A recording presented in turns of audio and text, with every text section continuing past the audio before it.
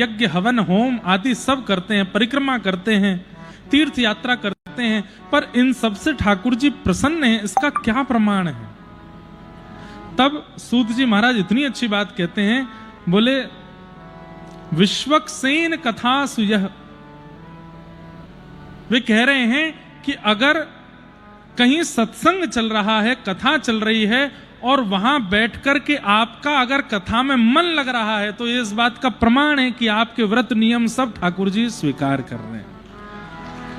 और कथा में बैठे बैठे लग रहा है, उबासी आ रही है, झोंके आ रहे हैं, कब बजेंगे साथ, चाय कब मिलेगी, भोजन भूख लग रही है, थोड़ी बैठने की व्यवस्था बढ़िया वाली नहीं है, पीछे बैठेंगे, कल से कुर्सी पे बैठेंगे, एसी के सामने बैठेंगे, यही सब मन में चलता रहता है। आप व्हाट्सएप खोल के देखें किसका मैसेज, अरे भाई देखो ये है, यहाँ पे उस पर क्या चल रहा है, यही सब मन में चल रहा है। तो भैया जो आप व्रत नियम अनुष्ठान यज्ञ हवन होम परिक्रमा आदि जो भी ठाकुर जी की कर रहे हो, वो सब आप कर रहे हो श्रम एव ही केवलम, केवल एक मेहनत कर रहे हो, ठाकुर जी प्रसन्न नहीं है उससे। ठाकुर जी की प्रसन्नता का कारण क्या है? सत्संग में रुचि बनना। और रुचि कैसे? नेत्र पलक झपक ना भूल जाएं, तन अपनी स्थिति, अब हम कथा सुना रहे हैं, एक ही आसन में बैठे हैं, जब से बैठे हैं बिल्कुल नहीं बदले, लेकिन आप कभी यूं बैठ गए, कभी यूं बैठ गए, कभी ऐसे बैठ गए, कभी यूं बैठ रहे हैं, कभी कुछ कर रहे हैं, कभी कुछ कर, बार बार आकृति बदलना भी एक प्रकार का ये प्रमाण है कि मन लग नहीं रहा, लगाया जा रहा है। मन लगना बहुत बड़ा प्रमाण है। और कोई व्यक्ति बैठा है 3 बजे से, और 3 बजे से लेकर के और जब तक व्यास जी कथा सुना रहे हैं, एक ही आसन में बैठा है, मुख पर प्रसन्नता है, एक एक शब्द सुन रहा है, वैसे पूरे पंडाल में देखा जाए तो ऐसा व्यक्ति स्वयं व्यास ही होता है, जो कथा कहता भी है और अपनी कथा सुनता भी है, ध्यान पूर्वक विषयों का चयन भी करता रहता है, बीच में संकीर्तन भी करता है, तेज ऊंचे स्वर में गाता भी है, करताल भी बजाता है, पूरा मन लगाता है कथा में। व्यास जैसा मन अगर श्रोताओं का लगे, एक एक शब्द ऐसा लगने लगे कि ये तो मेरे लिए कहा जा रहा है, तब समझो ठाकुर जी प्रसन्न है। आपका व्रत नियम अनुष्ठान यज्ञ हवन परिक्रमा साधन तीर्थ यात्रा सब ठाकुर जी स्वीकार कर रहे हैं, अगर सत्संग में रुचि हो रही है। हाँ, कई बार सत्संग कराने वाले के ऊपर भी निर्भर करता है कि वो कैसे हैं। कई जगह सत्संग कराने वाले इतने शुद्ध ही नहीं होते, तो उसमें रुचि बन पाना भी मुश्किल होता है।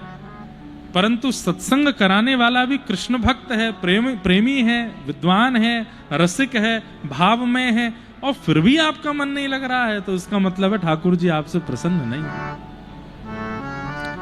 ठाकुर जी की आप में रुचि नहीं है।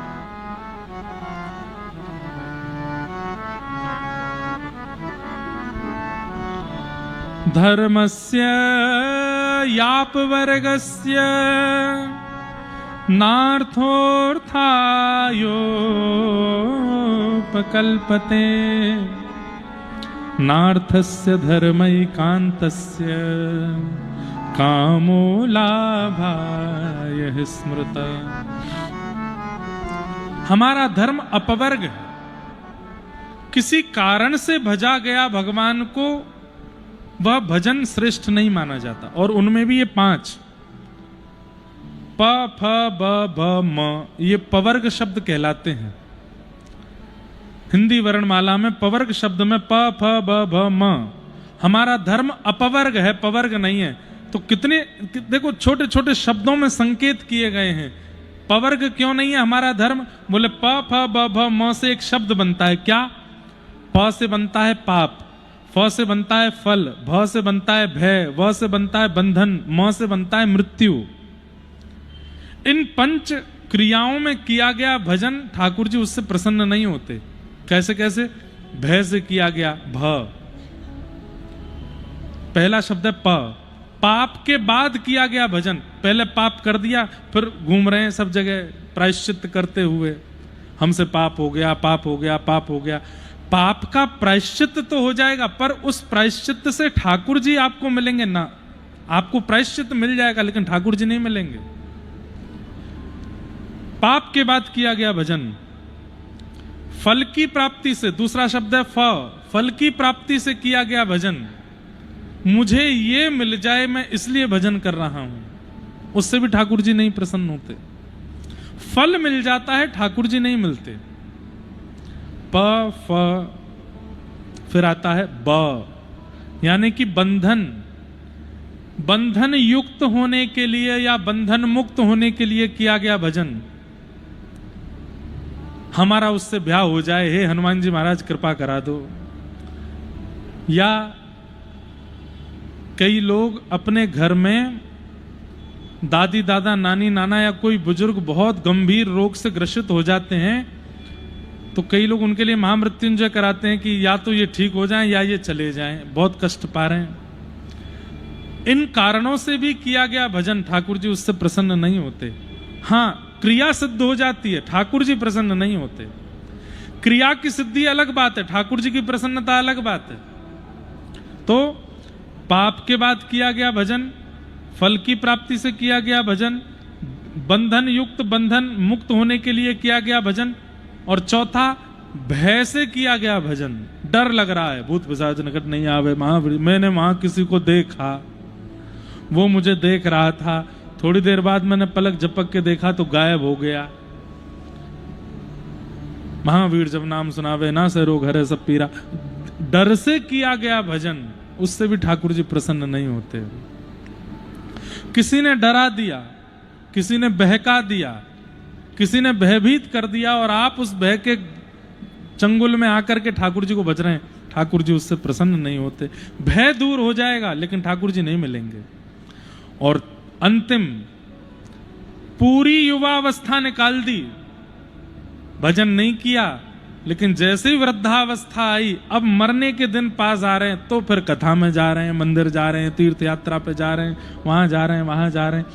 यहां बैठे हुए वृद्ध हूं, यूं मत सोचना मैं आपसे कह रहा हूं, मैं उनसे कह रहा हूं जिन्होंने बाल अवस्था युवावस्था तो निकाल दी संसार के उपभोग में, और जब वृद्धावस्था यानी कि मृत्यु के समय पास आने लगे, संसार के भोगों को भोगने लायक इंद्रियां बची नहीं, तब भजन में लग गए, उनको भी ठाकुर जी नहीं मिलते। जब शरीर योग्य था तब तो भजन नहीं किया, और जब अयोग्यता की प्राप्ति, मृत्यु समीप आ रही है, तुम हमारा भजन कर रहे हो। ये तो वही हो गया, साल भर नहीं पढ़े, फाइनल एग्जाम आती, रात रात भर बच्चे पढ़ रहे हैं और फिर रो रहे हैं सुबह उठ करके। क्यों रो रहे हैं? पूरा सिलेबस है, कैसे पढ़े, पूरे पूरे क्वेश्चन याद करने पड़ेंगे, पूरे पूरे। तो साल भर क्यों नहीं पढ़े थे? जो बच्चा साल भर ध्यान रखता है, पढ़ाई करता है, वो फाइनल एग्जाम में भी ठीक रहता है, उसको पता है कि तब ये पढ़ा था, ये पढ़ा था, याद रहता है। हम लोग कैसी स्थिति में, हम भी यही हैं, फाइनल एग्जाम आते ही पढ़ने लगते हैं। इसीलिए भगवत प्राप्ति की परसेंटेज 50% ही रह पाता है, 40% ही रह पाता है, पासिंग मार्क्स 35% ही आते हैं।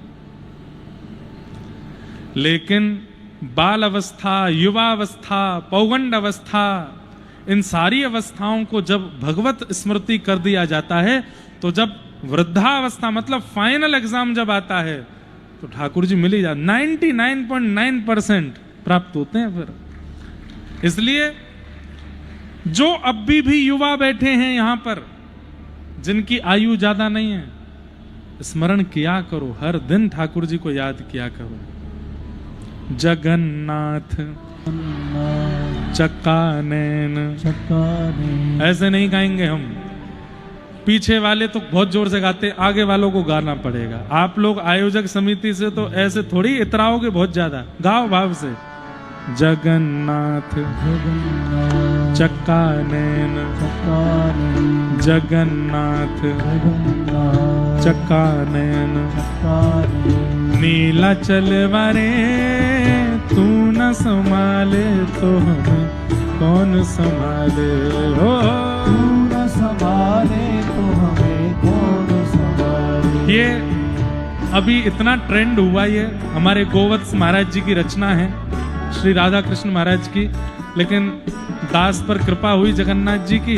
छोटे छोटे बच्चे, युवा, वृद्ध सब गाते हैं, लेकिन हमारी प्रार्थना है युवाओं से, इसको गाइए भी और इसको गा करके जगन्नाथ के हो भी जाइए, अभी युवावस्था में ही हो जाइए, ताकि वृद्धावस्था आते आते जगन्नाथ जी मिल जाए आपको। हे मेरे प्रभु जगन्नाथ, जगन्नाथ चक्कानैन चक्कानैन जगन्नाथ, जगन्नाथ चक्कानैन चक्कानैन नीलाचल वरे तू न संभाले तो हमें कौन संभाले हो। तू न संभाले तो हमें कौन संभाले। हे मेरी ये नैया है अब तो तेरे हवाले, मेरी ये नैया है अब तो तेरे हवाले। हाँ मेरी ये नैया है सिर्फ तेरे हवाले। मेरी ये नैया है सिर्फ तेरे हवाले। हमें तू न संभाले तो हमें कौन संभाले हो। तू न संभाले तो हमें कौन संभाले। हाँ तू न संभाले तो हमें कौन संभाले हो। तू न संभाले तो हमें कौन संभाले।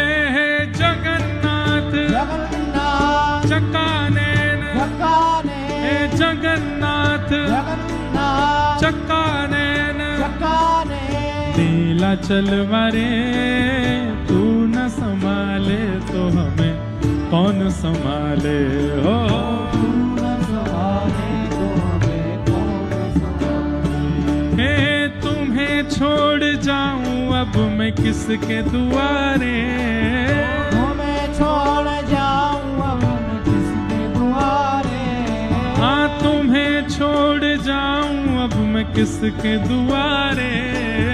तुम्हें छोड़ जाऊं अब मैं किसके दुआरे। ओ तू न संभाले तो हमें कौन संभाले हो। तू न संभाले तो हमें कौन संभाले। हाँ तू न संभाले तो हमें कौन संभाले हो। तू न संभाले तो हमें कौन संभाले। मेरे प्रभु जगन्नाथ जगन्नाथ चक्कानैन, चक्कानैन हे जगन्नाथ जगन्नाथ चक्कानैन चक्कानैन नीलाचल वरे तू न संभाले तो हमें कौन संभाले हो। तू न संभाले तो हमें कौन संभाले। हे जगन्नाथ स्वामी मेरे नैनों के तारे, जगन्नाथ स्वामी मेरे दिलों के तारे। हाँ जगन्नाथ स्वामी मेरे नैनों के तारे। जगन्नाथ स्वामी मेरे दिलों के तारे। ओ मेरे सब्र काज स्वामी आप संभाले हो। मेरे सगले काज स्वामी आप संभाले। हाँ हाँ मेरे बिगड़े काज स्वामी आप संभाले हो। मेरे बिगड़े काज स्वामी आप संभाले। मेरे प्रभु जगन्नाथ जगन्नाथ चक्कानैन, चक्कानैन जगन्नाथ जगन्नाथ चक्कानैन चक्कानैन नीलाचल वरे तू न संभाले तो हमें कौन संभाले हो। तू न संभाले तो हमें कौन संभाले। हे तू न संभाले तो हमें कौन संभाले हो। तू न संभाले तो हमें कौन संभाले। हे बलभद्र सुभद्रा संग आप विराजे, बलभद्र सुभद्रा संग आप विराजे। हे बलभद्र सुभद्रा संग आप विराजे। से भगवान को याद नहीं करना चाहिए, अकारण भगवान का भजन करना चाहिए, कारण नहीं। जिस प्रकार अकारण अपनों का स्मरण होता है वैसे अकारण ठाकुर जी का स्मरण हो। अयोध्या क्यों जा रहे हैं, अगर इसका उत्तर आपके पास है तो आप अयोध्या मत जाइए। अयोध्या क्यों जा रहे हैं, बोले नहीं पता क्यों जा रहे हैं, तो जाइए। हाँ कथा हो रही है तो आप कारण दे सकते हो, कथा में जा रहे हैं, अयोध्या जा रहे हैं। पर कोई कथा में आके बोले कथा इतने भाव से क्यों सुन रहे हो, अगर इसका उत्तर है आपके पास तो आप मत सुनिए कथा। अरे कथा है, ठाकुर जी हैं साक्षात, इनको तो भाव से ही सुना जाएगा ना। ऐसी भावना रखो। तो नार्थस्य धर्मैकान्तस्य कामो लाभाय स्मृत धर्मस्य यापवर्गस्य। धर्म अपवर्ग है, पवर्ग नहीं है।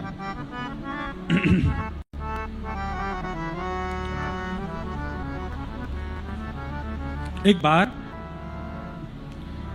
एक महापापी व्यक्ति और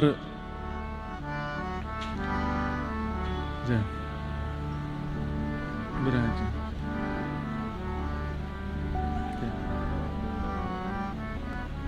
जय जय एक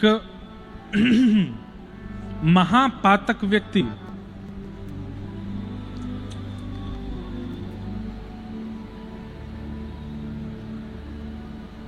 ये देखो, ये है अयोध्या।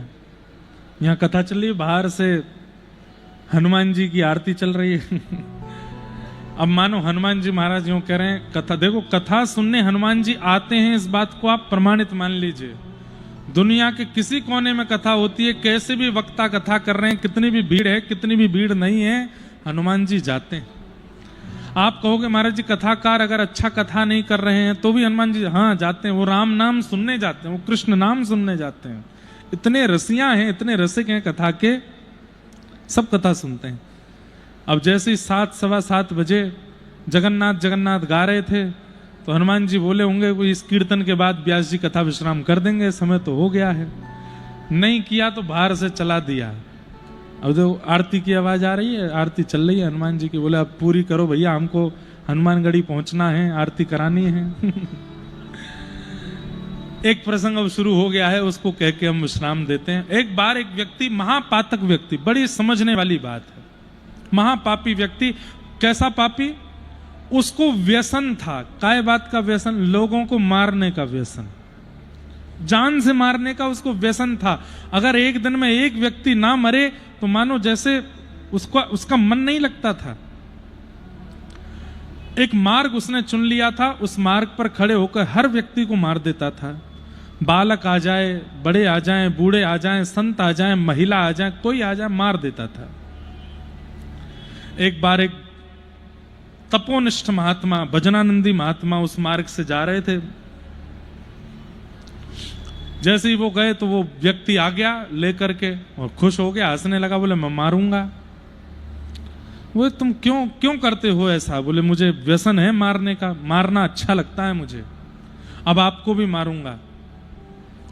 तो कई बार ऐसा होता है बंधुओं कि कई महापुरुषों की वाणी में पता नहीं कुछ आकर्षण ऐसा होता है कि व्यक्ति ना चाहते हुए भी बैठ करके सुनने लगता है। और ऐसा कोई महापुरुष आपको मिले जिसकी वाणी आप सुनकर के स्थिर हो जाते हो, उससे 2 बात मान लीजिएगा कि वो आपके गुरु हैं। पहली बात तो, जिनकी बात आपको स्थिर कर देती है, इसका मतलब वो गुरु है। और दूसरी बात, वो महापुरुष जो हैं उनके चित्त में ठाकुर जी का भले अंश हो लेकिन विराजमान है, तभी उसकी वाणी प्रभाव दे रही है। तो आज तक उसने किसी को नहीं छोड़ा, लेकिन इन महाराज जी ने बैठ करके ऐसा प्रवचन सुनाया उसको, बोले तेरे अंदर कितना पाप है, अरे तू जानता है तेरी स्थिति क्या हो गई है, तू जीते जी इंसान नहीं राक्षस हो गया है, रावण कंस जैसी तेरी स्थिति होती जा रही है, तू महापापी है, महादुष्ट है, ऐसा ऐसा करके उसको समझाया तो वो घबरा गया।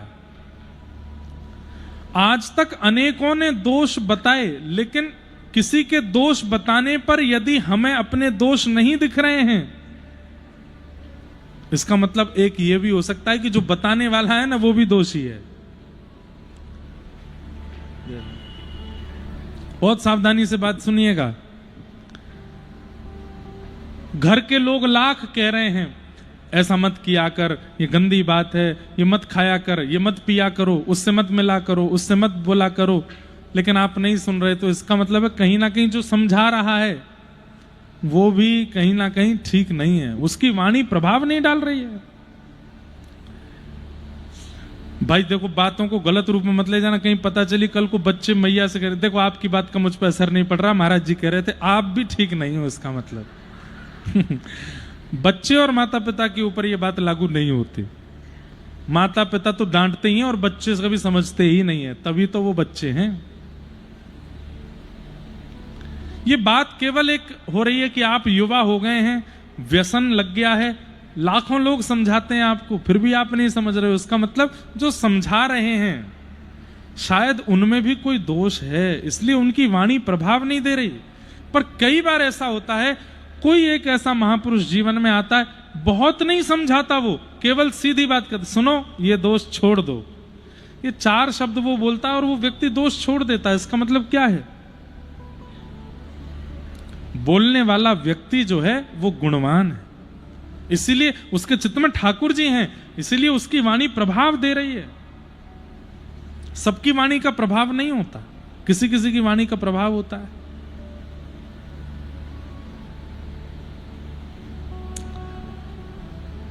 बड़ी प्रसिद्ध कथा आती है कि एक बालक चीनी खाता था, एक महाराज जी थे, वो जो कहते थे सब कर लेते थे। माता जी ने महाराज जी से जाके कहा मेरे बालक से कह दो चीनी छोड़ दे। महाराज जी ने कहा 2 महीने बाद लाना। तो 2 महीने बाद जब बालक गया तो महाराज जी ने कह दिया चीनी छोड़ दो। माँ ने कहा आप इतनी सी बात 2 महीना पहले कह देते। तो महाराज जी बोले पहले मैंने चीनी छोड़ी, मैं भी चीनी खाता था, पहले मैंने छोड़ी तब मैंने कहा। अगर मैं बिना छोड़े कह देता मेरी बात का प्रभाव नहीं होता। और ये बात बिल्कुल अकाट्य है, सत्य है। स्वयं भजन में नहीं लगे हैं, स्वयं भक्ति में नहीं लगे हैं तो हजारों को भक्ति में नहीं लगा पाएगा। स्वयं के चित्त में ठाकुर जी हैं, स्वयं की वाणी में ठाकुर जी हैं, स्वयं की मनोबुद्धि में ठाकुर जी हैं, तो सबको ठाकुर जी। तो महापापी व्यक्ति सबको मार देता था। आज एक महापुरुष सामने आगे बोला मैं मारूंगा। महापुरुष ने ऐसा प्रवचन किया कि वो व्यक्ति थरथर कांपने लगा, रोने लगा, उसको अपने दोष लगने लगे। आज तक उसको ये दोष नहीं लगता था। महापुरुष बोले रो क्यों रहा है? बोले मुझे दीक्षा दे दीजिए, मुझे शिष्य बना लीजिए और मुझे बताइए मैं क्या करूं। तो महाराज जी ने उसको नियम दिया। बोले अब तुमने पाप इतने ज्यादा किए, एक काम करो, क्या पूरी पृथ्वी के तीर्थों का चक्कर लगा के आओ, सारे तीर्थों के दर्शन करके आओ। बोले तीर्थ तो बहुत है, मैं कब तक करता रहूं दर्शन? अगर मैं भारत के समस्त तीर्थों में जाऊंगा तो जीवन तो निकल जाएगा, तीर्थ खत्म नहीं होंगे, इतने तीर्थ हैं। कोई टाइम तो बता दो कब तक जाऊं। तो एक सूखी लकड़ी दे दी, बोले इसको ले जाओ, तीर्थ यात्रा करते करते जब ये हरी हो जाए तो समझ जाना कि अब हो गया, वापस आ जाना। बोले ठीक है। निकल गए। अपने गांव से थोड़ी दूर ही गया था, एक गांव में पहुंचा, रात्रि हो गई थी, तीर्थ यात्रा के लिए निकला था, रात्रि में रुक गया। तभी उसने देखा कि एक पास के पेड़ के पास 4-5 डकैत उस पूरे गांव को लूटने का योजना बना रहे थे। उसने उठ करके बैठ के सुनना शुरू किया, क्योंकि पहले वो भी तो यही था। सुनने लगा, वो चारों योजना बना रहे थे। बोले हम ऐसे करके गांव के घरों में जाएंगे, सबको लूट लेंगे। फिर दूसरे ने कहा अगर गांव के लोगों ने रोक टोक करी तो? बोले हमारे पास अस्त्र शस्त्र तलवार है, सबका सर धड़ से अलग कर देंगे। तीसरे ने कहा बोले एक ही उपाय करो। बोले क्या? अभी पूरा गांव सो रहा है, सोते हुए गांव वासियों को मार दो, सबको मार देंगे, कोई हल्ला करने वाला नहीं बचेगा, पूरे गांव को लूट के चले जाएंगे। सुबह अफवाह फैल जाएगी कि कोई महामारी होगी, पूरा गांव मर गया। अब वो व्यक्ति जो पहले महापापी था, तीर्थ यात्रा पर निकला, वो सुन रहा था। उसने मन में सोचा अब मैं क्या करूं, इन गांव वालों को कैसे बचाऊं? मुझे इनको बचाना है। अगर मैं इनको रोकने जाऊंगा तो ये रोकेंगे नहीं, बल्कि मुझे मार देंगे, इनके पास अस्त्र शस्त्र हैं। क्या करूं? तो उसने मन में सोचा मैंने इतने सारे लोग मारे जीवन भर, अब तीर्थ में तो मुझे जाना ही है, 4 और मार देता हूं। इन 4 को भी मार दूंगा तो जो 500 लोगों को मारने का प्रायश्चित होगा, 504 लोगों के मारने का प्रायश्चित कर लूंगा। जा तो रही हूं, इनको भी मार चलता हूं, कम से कम गांव के इतने लोग बच तो जाएंगे। और उसने महाराज उन 4 को योजना बना करके रात में ही मार दिया। प्रातः काल का समय हुआ, उसने गिनती कर रखी थी कितने लोग मारे, तो 504 संख्या हो गई, 4 लोग मर गए। अब वो सोचा बोले ऐसे तो रास्ते में मुझे कोई कोई मिलेगा, मैं सबको थोड़ी, अब नहीं मारूंगा किसी को, अब तीर्थ यात्रा करूंगा। सुबह उठकर जैसे ही तीर्थ के लिए निकला, उसने वो लकड़ी उठाई तो क्या देखा, लकड़ी हरी हो गई पूरी। उसने कहा अभी तो तीर्थ गया नहीं मैं, ये पहली हरी हो गई। लौट करके तुरंत आ गया। गुरुजी बोले अरे कल ही गया था तू, वापस कैसे आ गया? उसने लकड़ी दिखाई, बोले कोई चाल तो नहीं है, ये हरी कैसे हो गई एक दिन में?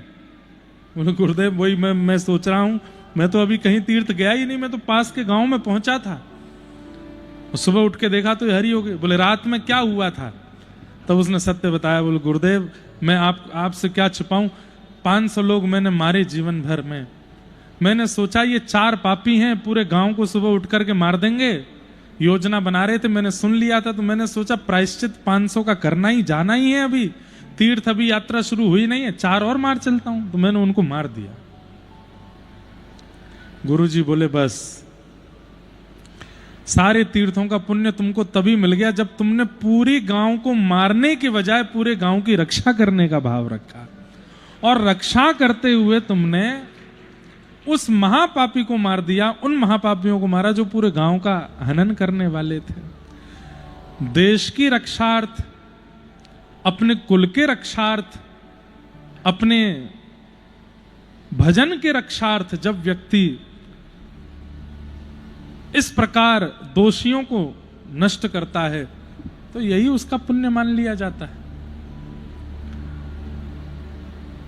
तुमने अच्छा किया, अगर वो बच जाते तो अब तुम सोच लेते कि भाई कान बंद करके चलते हैं, अब किसी को मारना नहीं है, तो तुम्हारे जाते ही वो 4 लोग पूरे गांव को मार देते। कितने लोग तुम्हारे सुनने के बाद भी मरे। अरे भीष्म पितामह का प्रमाण है, इतने बड़े त्यागी महापुरुष, इतने बड़े पितामह भीष्म, ऐसा अंत किसी का नहीं हुआ जितना दर्दनाक, जितना कष्ट भरा अंत भीष्म पितामह का हुआ। बाणों की सैया पर लेटे थे। भीष्म पितामह ने यह प्रश्न उठाया ठाकुर जी के आगे, मुझसे ज्यादा पापी दुर्योधन, मुझसे ज्यादा पापी दुशासन